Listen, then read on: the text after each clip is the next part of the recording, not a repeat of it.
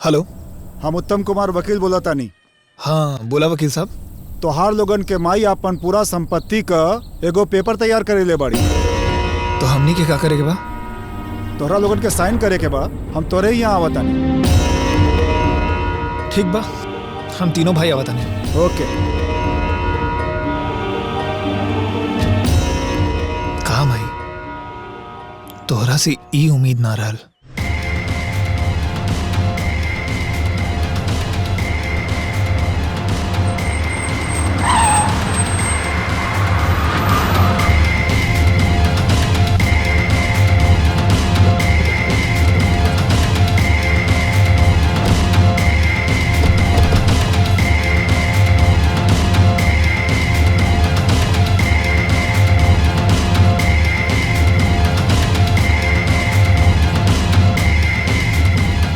तो बताइए वकील साहब, कहाँ साइन करे के बा?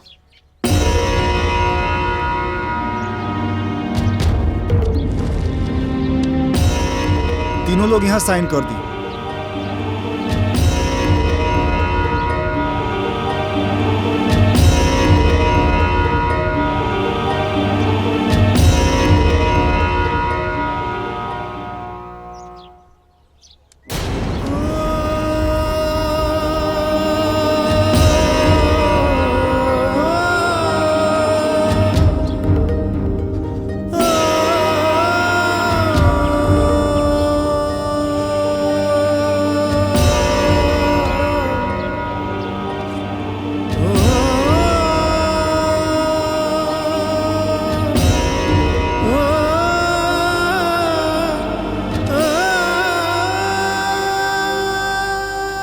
कहाँ?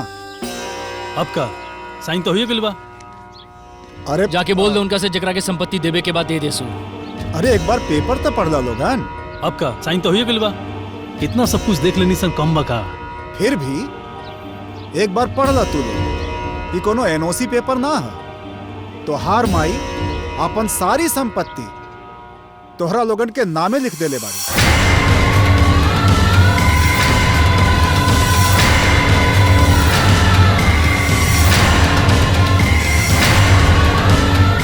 ला देख ला।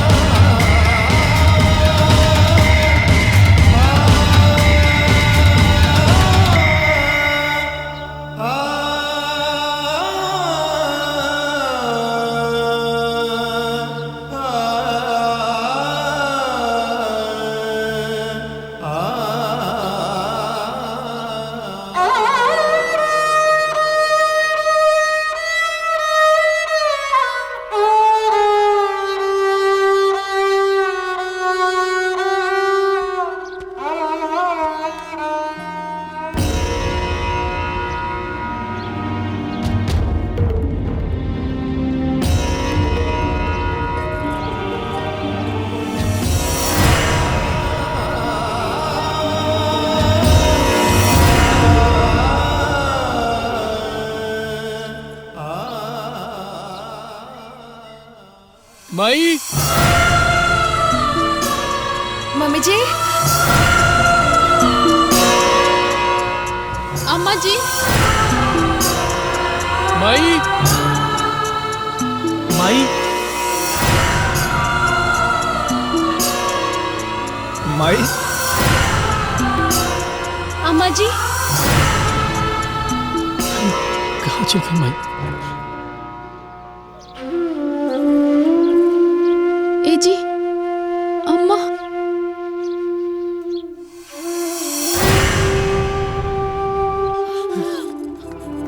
माई,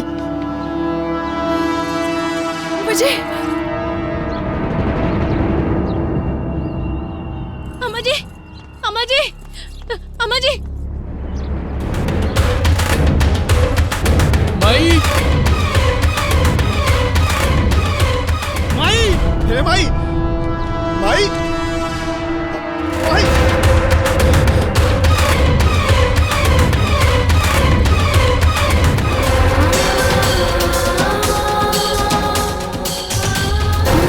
अम्मा जी नहीं की।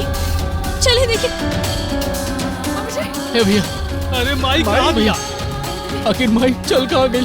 वो के ना समझ में आता है। ए जी अम्मा जी तो कमरा में भी नहीं थी। माई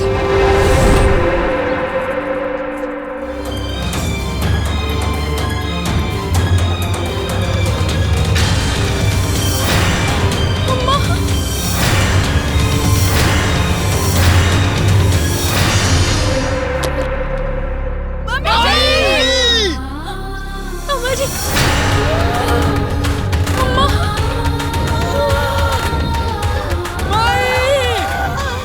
अम्मा जी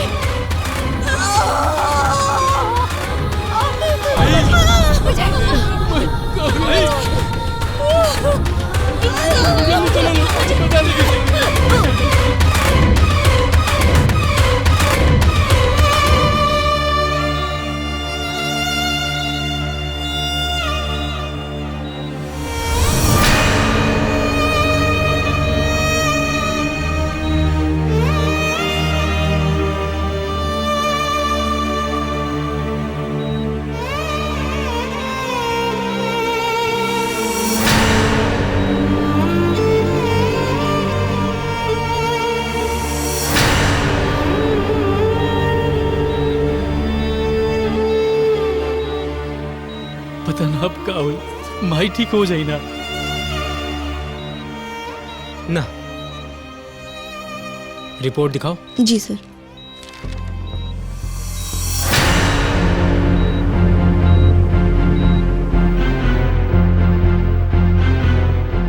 कुछ बोला का डॉक्टर?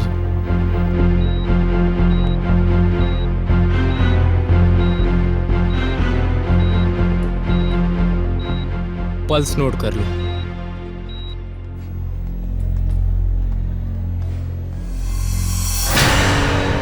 सर पल्स रेट घटता जा रहा है, ऑक्सीजन भी अवेलेबल नहीं है, किसी और हॉस्पिटल में रेफर कीजिए।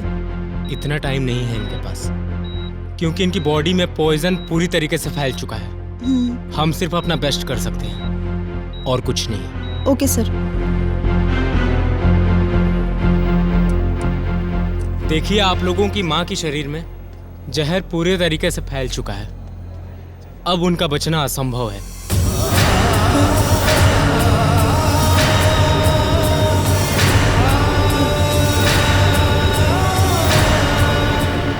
अब अगर उन्हें कोई बचा सकता है तो सिर्फ ऊपर वाला।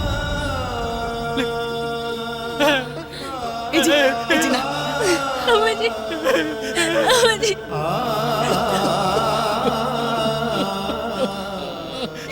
ना ना अम्मा जी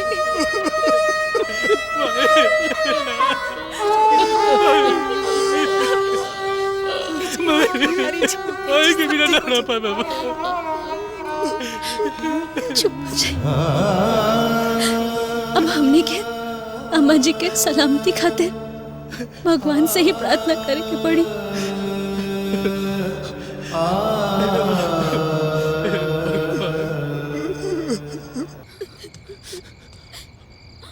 मम्मी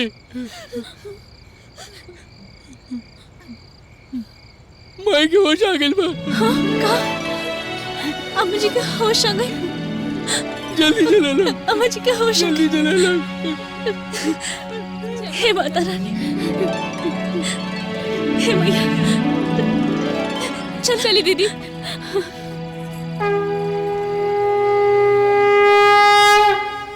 वाह, खुशी के आंसू तो निकलने ही चाहिए। माता जी, आप मेरी दवाओं के दम पर नहीं, इन सब की दुआओं के दम पर जिंदा बची हैं, वरना हमने तो उम्मीद ही छोड़ दी थी।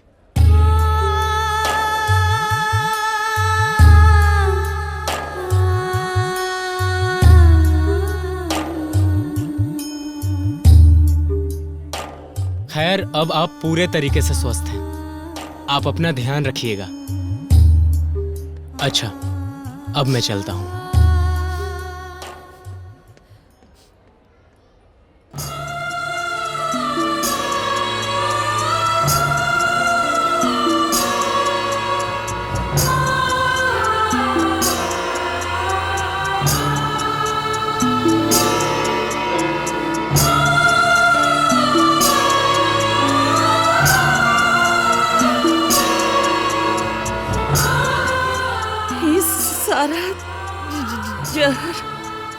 हमरे भीतर का निकल गई।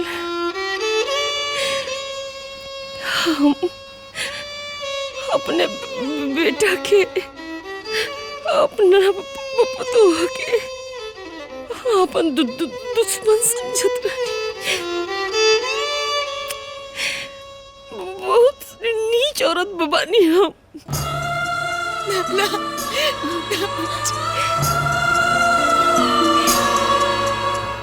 हम अपना घमंड में आके तू लोगन के घर से निकाल देते।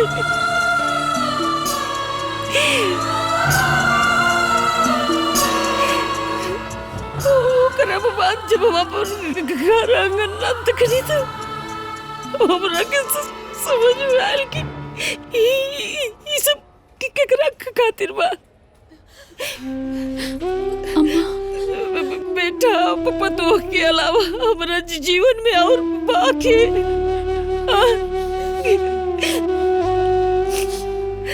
तो हमरा के गलती का एहसास बाकी जकरा से साथे हम तो ना गलत ओकरा के अपन कैसे दिखाई थी।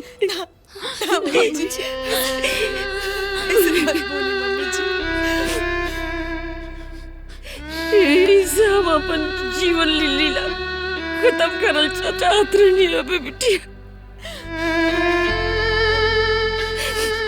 बाबा की एगो नलायक से सास के जीवन तो नहीं के हाथे में बच गई। तू लोग ने महान बड़े दुल्हन।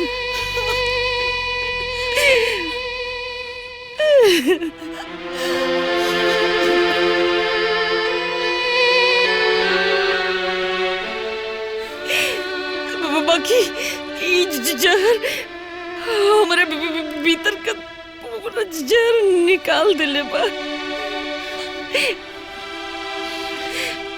हम तोनी से अपना गलती खातिर माफी मांगत नहीं बिटिया। और शायद भगवान भी हमरा के दोबारा जीवन यही खातिर दिले बड़ी जी हम अपने गलती का पश्चाताप करी। हम करो ना अम्मा जी।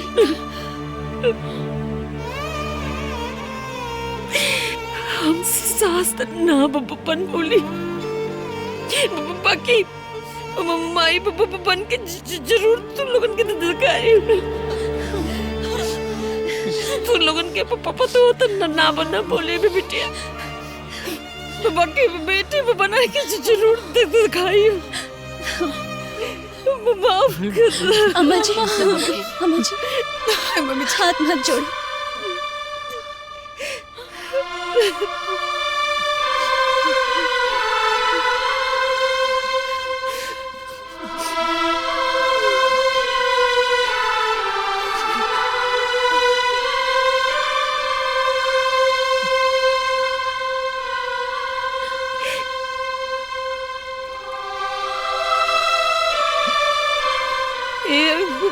गुलवा तय उतना दूर कहीं खड़े बड़े रे हमारे अपना बहन से नाराज बड़े आ लगे नहीं बे बहन के। देखो बात कही दीदिया गलती तो हमरो बा। तारा साथे साथे हमू गुनाहगार बानी। हम ही आग में घी झोंक देवत रहनी हो।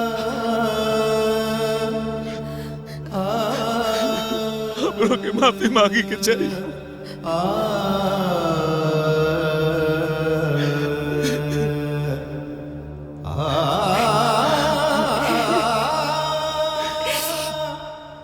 बस रो मत भैया।